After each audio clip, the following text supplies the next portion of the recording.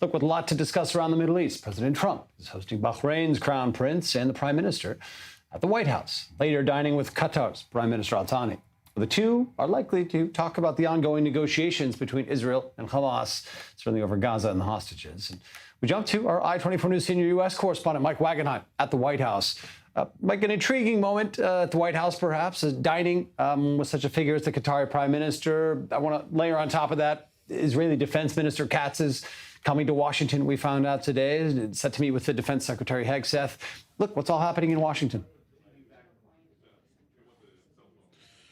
Tough to keep up with the Pentagon telling us that Secretary Hegseth will meet with Israel Katz on Friday morning Eastern time here in Washington. Meanwhile, if the Trump admin thought it would be able to get rid of the Middle East as a impediment to their agenda, they are sadly mistaken, as today has proven. Bahrain here on a good note. The Crown Prince here last night signing a host of memorandums of understanding about financial, economic, and trade deals to the tune of some $17 billion, two-thirds of which will be direct investment into the United States. So that's the crux of the meeting here with Trump today, but obviously other things to discuss in terms of military cooperation. Of course, Bahrain hosts the U.S. Navy's Fifth Fleet, which is a regional military hub for CENTCOM to lead regional efforts specifically against Iran. Meanwhile, Qatari Prime Minister Qatari will be here tonight for a dinner. Items A, B, and C on the agenda will be pushing forward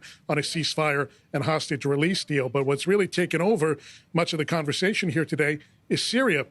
The Trump administration has invested massive amounts of capital and energy on trying to get Syria's economy going, on lifting sanctions, on backing Ahmed al-Sharaa. But with the conflict today with Israel being taken to new heights, it's kind of dominated the agenda here. As Secretary of State / National Security Advisor Marco Rubio was asked about it here a few hours ago. Let's listen to what he had to say about hopefully winding down this conflict in the next few hours.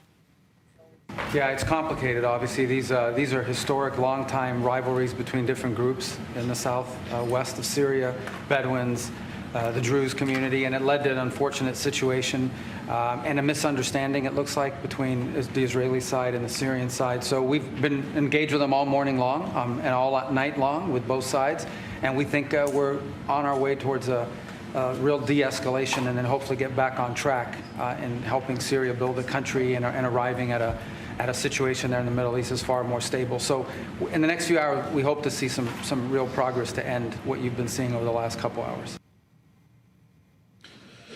Yeah, there's obviously been disagreement from the get-go between how much support should be given to al-Sharaa, disagreement amongst Trump and Netanyahu. Trump is pushing both sides right now, as we heard from Marco Rubio, to de-escalate, but it seems the Israelis are waiting for a full withdrawal of Syrian forces from Druze areas there before Netanyahu will relent. So more to come here from Washington, certainly today and over the next few days. Just in short, Mike, I mean, they're talking about this. The administration's talking about these developments in Syria, but it doesn't appear to be too much pressure on Israel from them to stand down.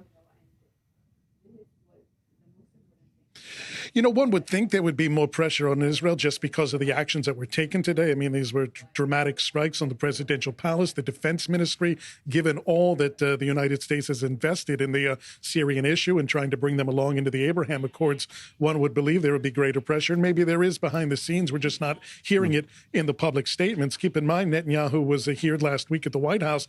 I asked him about this situation in Syria, whether he was comfortable with the change of pace that the Trump administration was pushing forward. He said at that time, listen, it's a window of opportunity to explore potential peace, but if Syria continues the conflict, there'll be no peace. And I think he's taking his word up on itself today in terms of that, basically saying if they're willing to go back into conflict, then there's not going to be any chance for a long-term peace between Israel and Syria.